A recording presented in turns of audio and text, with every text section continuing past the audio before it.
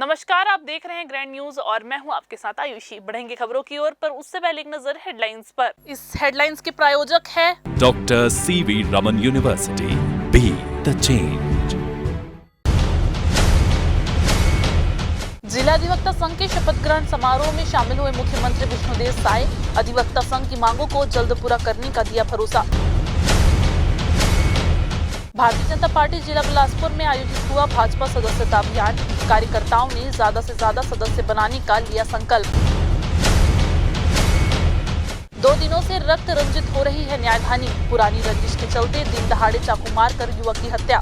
घटना के बाद आरोपी युवक फरार। रोजगार नहीं मिलने की तलाश में बहरूपिये बने कुछ लोग पहुंचे न्यायधानी। अपनी कला से करते हैं लोगों का मनोरंजन।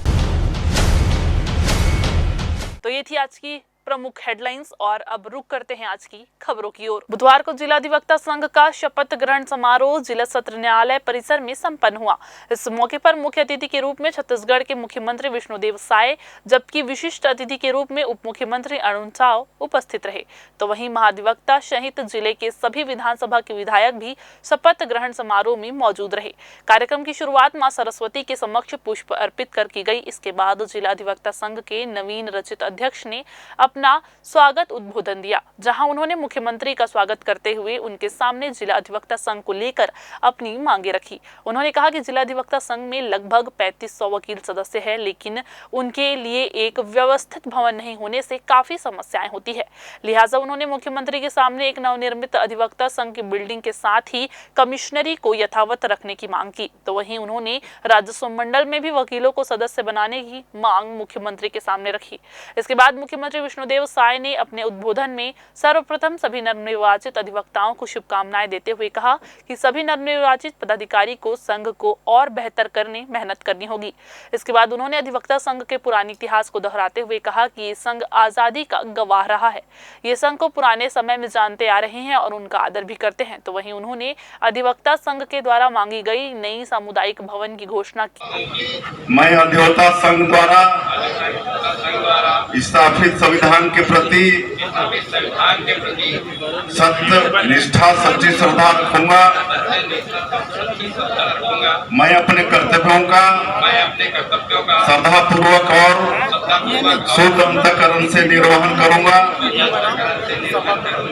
तथा मैं भय या पक्षपात, अनुराग या द्वेष के बिना सभी अधिवक्ताओं के प्रति, समाज के प्रति संघ के संविधान के अनुसार कार्य करूंगा तथा मैं अधिवक्ता संघ के संविधान और विधियों का मर्यादा बनाए। हमारा अधिवक्ता गण पंजीकृत है और ये अधिवक्ता संघ ऐतिहासिक मायने में भी बड़ा महत्वपूर्ण है।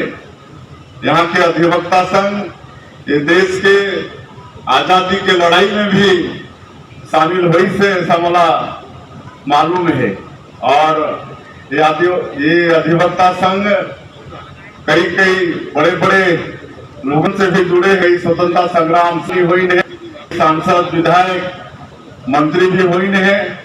आज हमारे प्रदेश के डिप्टी सीएम अरुण साव जी स्वयं अधिवक्ता संघ से जुड़ी है। हमारे धर्मलाल कौशिक जी जो आज नेता प्रतिपक्ष रही, प्रदेश के अध्यक्ष रही, बड़े बड़े आदमी आप बन के ये अधिवक्ता संघ से जुड़े। तो ऐसे ये हमार समृद्ध बार है।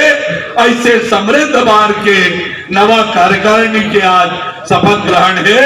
जम्मो नवा कार्यकारिणी के पदाधिकारी मल्ला मैं बहुत बहुत बधाई और शुभकामना देता हूँ। मैं उम्मीद करता हूं कि ये नवा कार्यकारिणी अधिवक्ता साथी मन के हित में लगातार काम करेगी। मैं स्वयं अधिवक्ता हूं, मोर पिताजी भी अधिवक्ता रही। तो अधिवक्ता मन के जो समस्या है, अधिवक्ता मन के जो कठिनाई है, वो घर से मैं भली भांति वाकिफ हूं। आज आप सबके आशीर्वाद से विधि विभाग भी के मंत्री के रूप में आप सबके बीच में काम करने के अवसर माननीय मुख्यमंत्री विष्णुदेव साय जी प्रदान करे।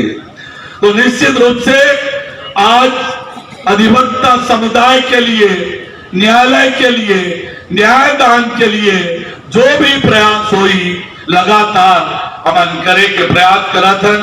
पिछले 10-12 साल से हमार जिला न्यायालय लगातार सुविधा संपन्न होवत जाते। पिछले 10-12 साल में बहुत मूलभूत आवश्यकता न्यायालय के पूरा करे के काम केंद्र सरकार और राज्य सरकार मिलके लगातार करत है। आगे भी ये क्रम चल ही और न्यायालय सुविधा संपन्न, ताकि सस्ता और सुलभ न्याय आम व्यक्ति ला मिल सके, ये दिशा में लगातार 6 सालों के बाद एक बार फिर से भाजपा ने सदस्यता अभियान शुरू किया है। देश भर में शुरू हुए भाजपा के सदस्यता अभियान को संगठन का महापर्व नाम दिया गया है। इसके तहत सोमवार को जहां प्रधानमंत्री नरेंद्र मोदी के साथ अन्य मंत्री और भाजपा के राष्ट्रीय नेताओं ने सदस्यता ग्रहण की, तो वहीं मंगलवार को छत्तीसगढ़ के मुख्यमंत्री और वरिष्ठ नेताओं ने भाजपा की सदस्यता ली। इसके बाद बुधवार को जिला स्तर पर आयोजित कार्यक्रम में जिला के वरिष्ठ नेताओं और विधायकों ने भाजपा की सदस्यता लेते हुए इस महापर्व में भाग लिया। इस मौके पर बिलासपुर में आयोजित भाजपा सदस्यता अभियान कार्यक्रम का आयोजन व्यापार विहार त्रिवेणी भवन में किया गया, जहां जिले भर से आए भाजपा के कार्यकर्ताओं को भाजपा प्रदेश अध्यक्ष किरण देव सिंह ने संबोधित किया। इस मौके पर उन्होंने समस्त कार्यकर्ताओं को इस सदस्यता अभियान में ज्यादा से ज्यादा भाजपा के सदस्य बनने पर जोर देते हुए कहा कि इस बार भाजपा को फिर से देश की सबसे बड़ी पार्टी बननी है। इसके लिए छत्तीसगढ़ की सबसे महत्वपूर्ण भूमिका होनी चाहिए और ये आप सब कार्यकर्ताओं की मेहनत से ही हो पाएगा। कुछ भी नहीं, कांग्रेस भारतीय जनता पार्टी में हमारी आंतरिक लोकतंत्र मजबूत है, हमारे संविधान की व्यवस्था है संगठन की। कांग्रेस के पास ऐसा क्या है? न नेता है, न नियत है, न कार्यक्रम है, न कार्यकर्ता है। वो कुछ न कुछ तो कहना है, राजनीति करनी है, तो स्वाभाविक रूप से जिस काम से उनका कभी पासा ही नहीं पड़ा, पाला ही नहीं पड़ा, भारतीय जनता पार्टी का ये पहली बार नहीं है। जब से भारतीय जनता पार्टी का गठन हुआ है तब से हमारा सदस्यता अभियान प्रत्येक 6 वर्ष में नए सिरे से होता है। 5 साल में सब आप लोगों ने, पूरी जनता ने, छत्तीसगढ़ की जनता ने क्या हासिल किया कांग्रेस का? ये तो झूठ, अत्याचार, अनाचार, दुराचार, भ्रष्टाचार की सारी सीमा लिखा है पार कर गई थी कांग्रेस की सरकार, तभी तो ये देखने को पड़ रहे हैं। आज पूरे देश में गुरु ग्रंथ साहिब के 420वें सालाना प्रकाश पर्व का उत्साह दिखाई दे रहा है। शहर के गुरुद्वारों में आकर्षक ढंग से तैयारी भी की गई। इस प्रकाश पर्व का 2 दिवसीय मुख्य समागम का शुभारंभ भी मंगलवार को गुरु गोविंद साहब सिंह गुरुद्वारा पंडरी में हुआ, जिसमें जाने माने रागी जत्थों ने गुरुवाणी कीर्तन समागम के संगत को निहाल किया। इस सालाना प्रकाश पर्व में बड़ी संख्या में सिख समाज के लोग मत्था टेकने गुरुद्वारा पहुंचे। इस दौरान ग्रैंड न्यूज के चेयरमैन गुरुचरण होरा ने गुरु ग्रंथ साहिब में मत्था टेक कर प्रदेशवासियों को प्रकाश पर्व की बधाइयां दी। आज के शुभ दिन में टेनिस संघ के महासचिव और ग्रैंड ग्रुप के चेयरमैन गुरुचरण सिंह होरा ने गुरुद्वारे में जाकर मत्था टेका और देश और प्रदेशवासियों को प्रकाश पर्व की बधाई और शुभकामनाएं दी। इस आयोजन में लंगर की व्यवस्था की गई थी, जहां भक्तों को बैठाकर लंगर खिलाया गया। आपको बता दें कि सिख धर्म अपने आप में एक महान धर्म है, जहां लोगों की सद्भावना सिख धर्म से जुड़ी रहती है। सेवा कार्य उनके लिए सर्वोपरि है। यहाँ आए सिख जनों का कहना है कि हमारे गुरुओं ने हमारे देश के लिए बलिदान दिया, उनसे हमें प्रेरणा मिलती है, जीने का स्रोत मिलता है।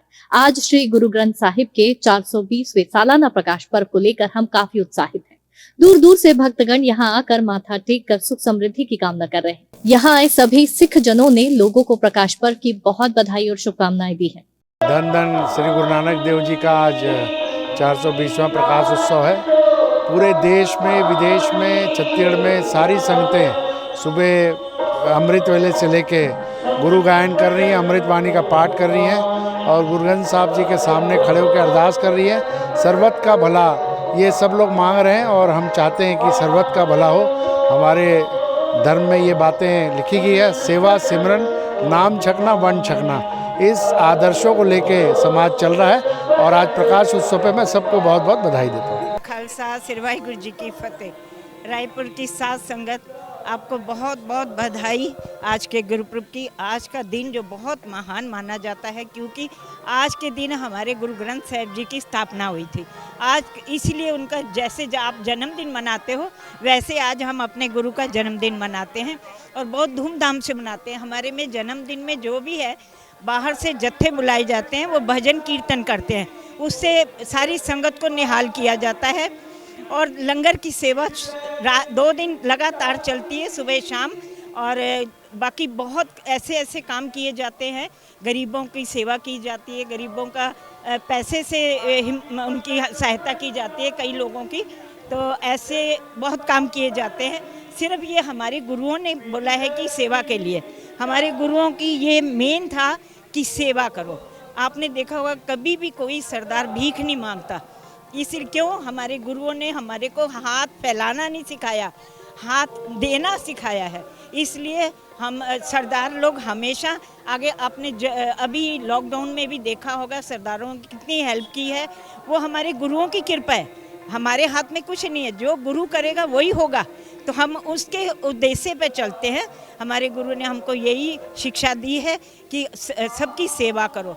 और आपको भी इसीलिए हम अपने गुरु ग्रंथ साहिब जी के प्रकाशोत्सव की ये 420वां है गुरुपर्व, और उसकी हम आपको बहुत बहुत बधाई देते हैं।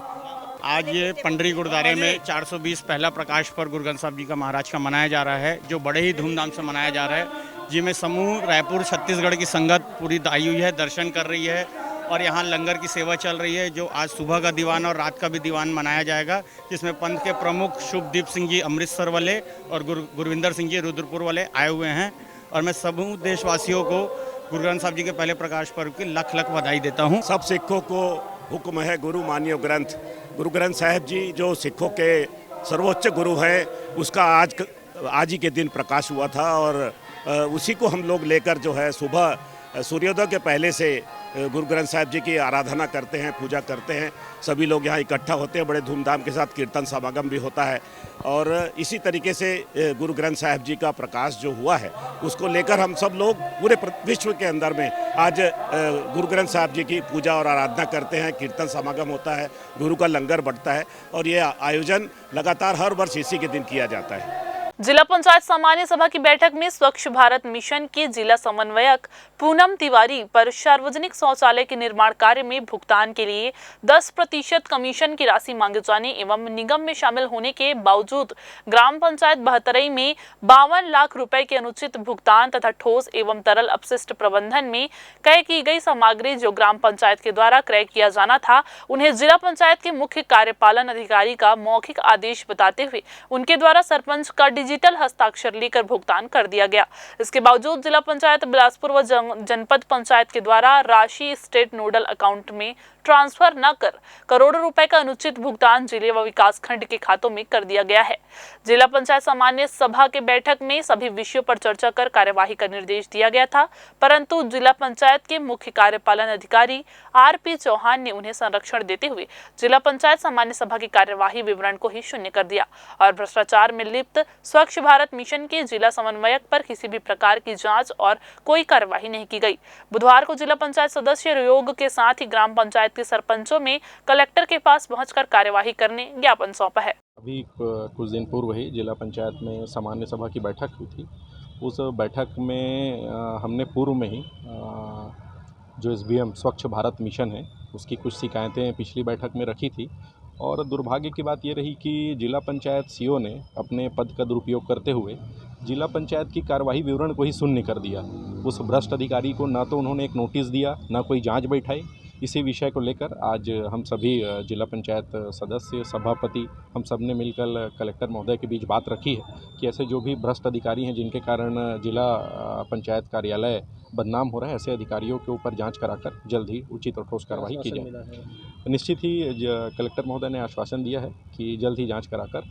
आज हम लोग कलेक्टर महोदय से इसलिए यहाँ आए हैं क्योंकि जिला पंचायत में जब भी सामान्य सभा या सामान्य प्रशासन की जब बात होती है तो हम लोग देखते हैं कि वहाँ SBM के खिलाफ लगभग सभी सदस्य वहाँ बोलते हैं कि SBM के काम अच्छा नहीं है और लगातार उनके ऊपर शिकायत भी रहती है।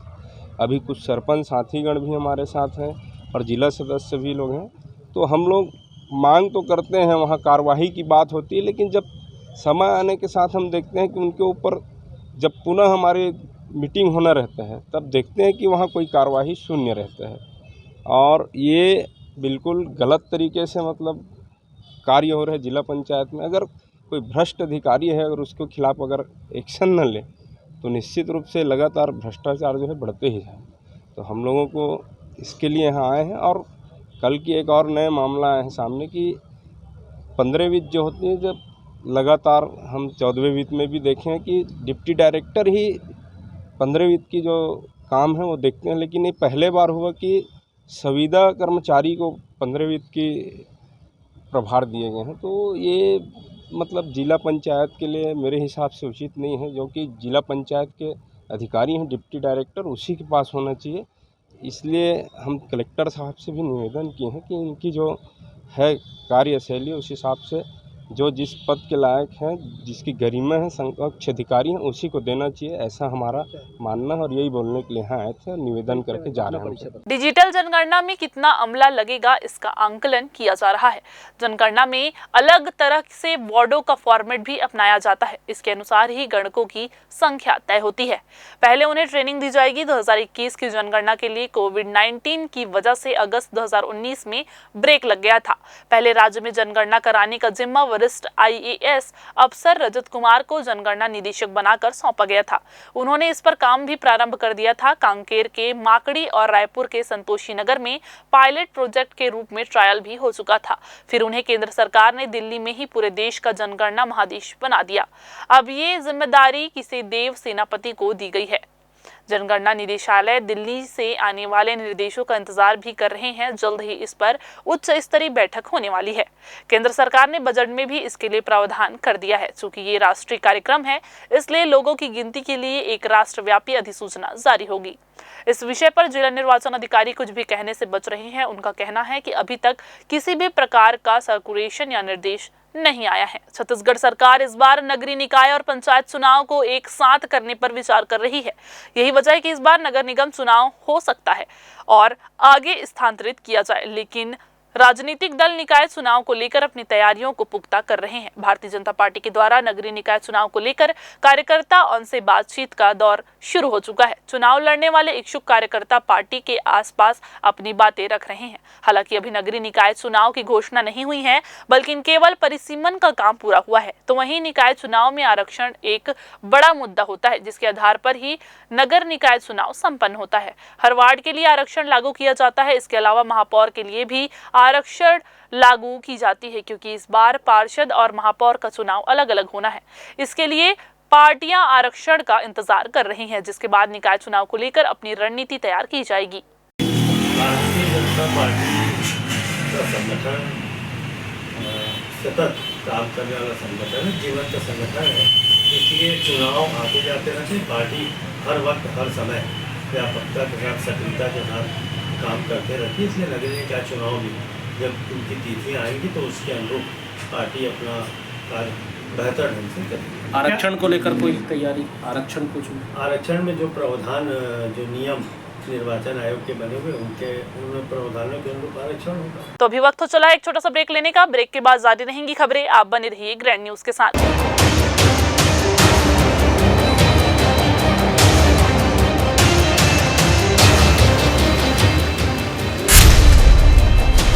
Dr. C.V. Raman University offers high-quality education to students, particularly those from difficult geographical areas of central India. The flourishing 70-acre campus boasts of more than 120 state-of-the-art laboratories, smart classrooms, research centers, and a plethora of on-campus facilities that provide easy access. Dr. C.V. Raman University.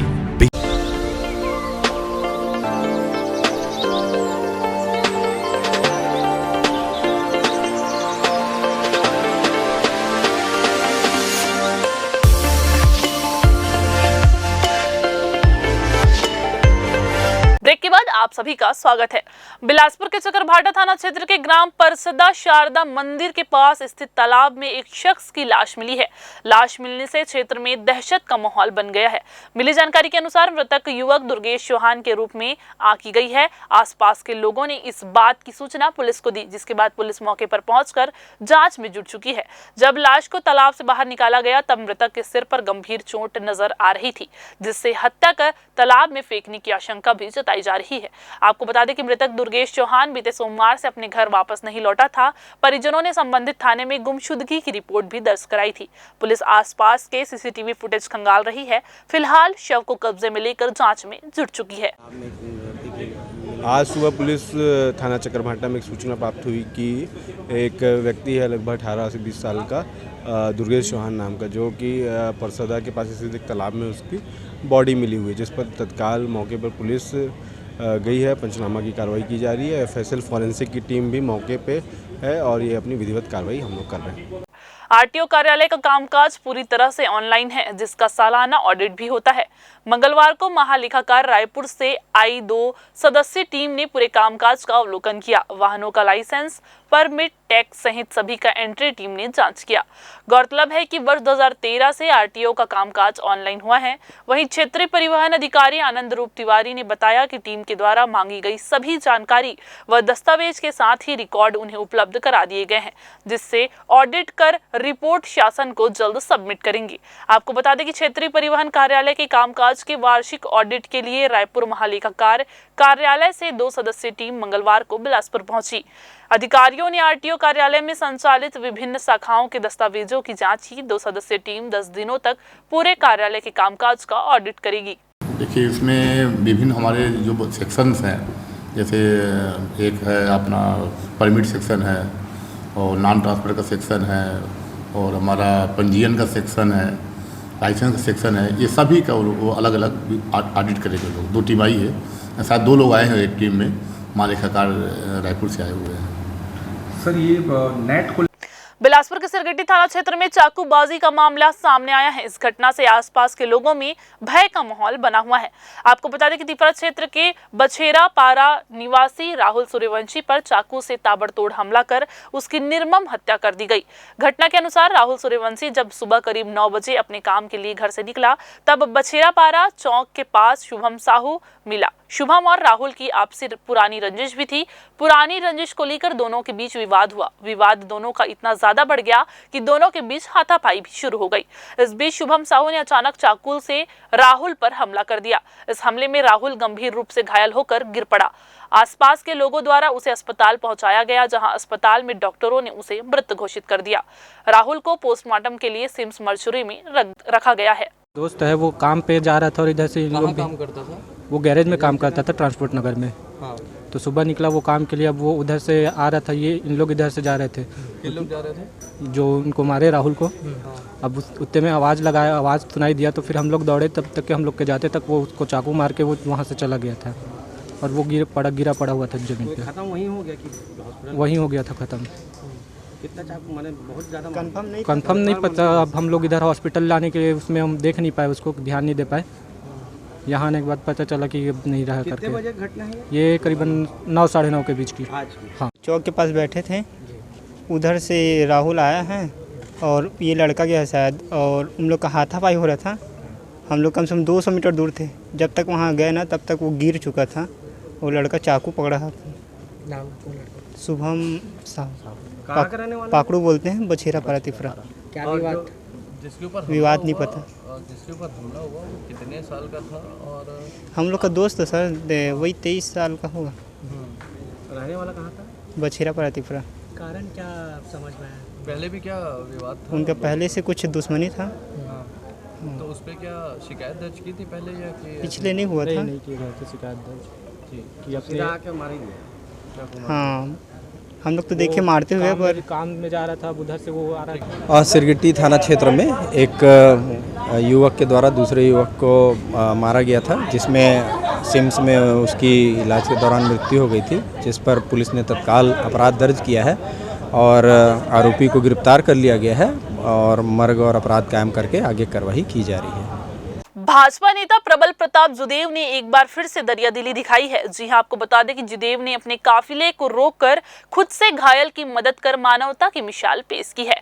सड़क पर घायल युवक को तड़पता देखकर उन्होंने अपना काफिला रुकवाया और वाहन से नीचे उतरकर घायल की मदद की। मौके पर मौजूद लोगों ने बीजेपी नेता प्रबल प्रताप जुदेव की तारीफ भी की। आपको बता दें कि प्रबल प्रताप छात्राओं को साइकिल वितरण करने रतनपुर से उमरिया दादर जाने के दौरान बीजेपी महामंत्री प्रबल प्रताप जुदेव ने सड़क पर पड़े दुर्घटना के शिकार युवक को देखा। उन्होंने घायल युवक को खुद से उठाकर डायल 112 के माध्यम से बिलासपुर के सिम्स अस्पताल भिजवा दिया। देश के कई ऐसे राज्य के लोग जिन्हें रोजगार न मिलने की वजह से ये लोग बहरूपीय का काम करने लग जाते हैं। ये भटके बहरूपी समाज के नाम से जानने लगे हैं। ये भटके बहरूपी समाज में अपना उदर निर्वाह करने के लिए कोई भोलेनाथ का रूप लेता है तो कोई राम लक्ष्मण और कोई हवलदार या पुलिस बन के लोगों का मनोरंजन करते हैं। लोगों से दिया हुआ दान अपना और अपने परिवार का उदर निर्वाह ही करते हैं, लेकिन इसमें से उनका गुजारा नहीं होता। ये लोग अपने जीवन यापन करने के लिए अपनी कला का प्रदर्शन करते हैं। इसके अलावा लोगों के पास जाकर सहयोग भी मांगते हैं ताकि इनका वजूद बना रहे। हालांकि अभी के समय में कई लोग ऐसे भी हैं जो जनता के भोलेपन का फायदा भी उठाते हैं, उन्हें बेवकूफ बनाने का काम भी करते हैं।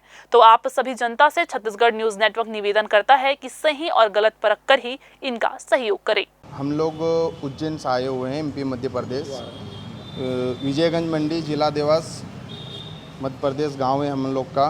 और हम लोग अपने रायपुर, बिलासपुर, छत्तीसगढ़ अपने सभी दूर जाते हैं, अपने जगन्नाथपुरी तक जाते हैं हम लोग। और हम लोग बहुरूपी लोग हैं जो राम लक्ष्मण लैला मजनू बन के घूमते हैं, रूप अदा करते हैं। अभी क्या कि अभी गणेश चतुर्थी आई है, उससे पहले रक्षाबंधन आई थी, उससे पहले अपने 15 अगस्त आई थी। तो उसमें हम लोगों ने अपने भगत सिंह, आज़ाद सिंह, इनका सबका रोल अदा करके अपने मार्केटों में रायपुर में रैली निकाली थी। हम लोगों ने बहुत बड़ी रैली निकाली थी, उसमें सभी लोगों से सहयोग मिला था हम लोग को। किसी ने हमारे को पैसों का सहयोग दिया, किसी ने कपड़ों का दिया, किसी ने धान का सहयोग दिया हमारे को।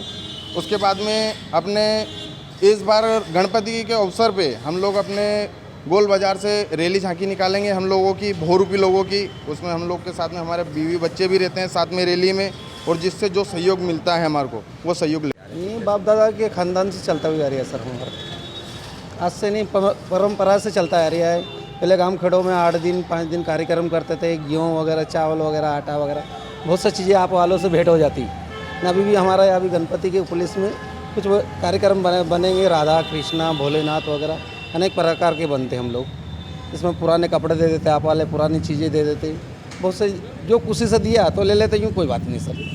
छत्तीसगढ़ थांगता संघ एवं बिलासपुर जिला थांगता के संयुक्त तत्वाधान में चौथी राज्य स्तरीय थांगता मार्शल आर्ट्स प्रतियोगिता दिनांक 31 अगस्त और 1 सितंबर को बिलासपुर के त्रिवेणी भवन में आयोजित हुई। उक्त प्रतियोगिता में 7 जिलों के 140 महिला पुरुष खिलाड़ियों ने भाग लिया। आपको बता दें कि प्रतियोगिता के मुख्य अतिथि बिलासपुर के महापौर रामशरण यादव थे। कार्यक्रम की अध्यक्षता छत्तीसगढ़ योग के पूर्व सदस्य एवं छत्तीसगढ़ थांगता संघ के चेयरमैन श्री रविंद्र सिंह ने किया। आपको बता दें कि विशिष्ट अतिथि पूजा विधानी, भारतीय जनता पार्टी महिला मोर्चा राष्ट्रीय कार्यकारिणी सदस्य सुशील मिश्रा, वरिष्ठ क्रीड़ा अधिकारी छत्तीसगढ़ वॉच न्यूज के बिलासपुर ब्यूरो चीफ कमलेश लोहात्रे, छत्तीसगढ़ थांगता संघ के प्रदेश अध्यक्ष शेख समीर, पैरा जूडो संघ के अध्यक्ष यू मुरली राव आदि अतिथि उपस्थित थे। अतिथियों के हाथ खिलाड़ियों को पुरस्कार एवं मेडल वितरित किया गया। आपको बता दें कि प्रतियोगिता में सर्वाधिक पदक प्राप्त कर बिलासपुर प्रथम स्थान में रहा और सूरजपुर के खिलाड़ियों ने उप विजेता का खिताब अपने जिले के नाम दर्ज कर लिया है। आज ग्राम सोढ़ा खुर्द, पंचायत छतौना, तहसील बिलगहना, कोटा के ग्रामीणों ने कलेक्टर बिलासपुर से मितानिन लगनी बाई को हटाने की मांग को लेकर कलेक्टर से गुहार लगाई। उन्होंने कलेक्टर बिलासपुर को ज्ञापन सौंपा, जिसमें मितानिन लगनी बाई के द्वारा गांव में गर्भवती महिलाओं, बच्चों को दवाई, टीकाकरण, मलेरिया आदि में कोई सहयोग नहीं किया जाता है, ना मासिक बैठक लिया जाता है और ना ही मुनादी की जाती है। उल्टा बोलने पर ग्रामीणों को झूठे केस में फंसाने की धमकी देती है, हितग्राहियों से पैसे की मांग करती है, जिसको लेकर ग्रामीणों ने रोष प्रदर्शित किया है। विकासखंड चिकित्सा अधिकारी कोटा को पहले ही ज्ञापन दिया जा चुका था। तो ये थी आज के बुलेटिन की तमाम खबरें। अगले बुलेटिन में फिर होगी आपसे मुलाकात। तब तक के लिए बुलेटिन के साथ आयुषी को दीजिए इजाजत। नमस्कार।